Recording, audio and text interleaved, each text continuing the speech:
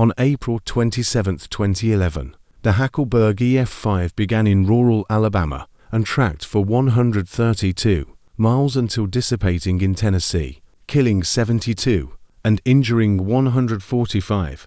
This same storm would go on to produce 3 more EF5 tornadoes, including a monster wedge in Tuscaloosa, Alabama, and the unfortunate part was that 200 people were killed by the tornadoes on this day.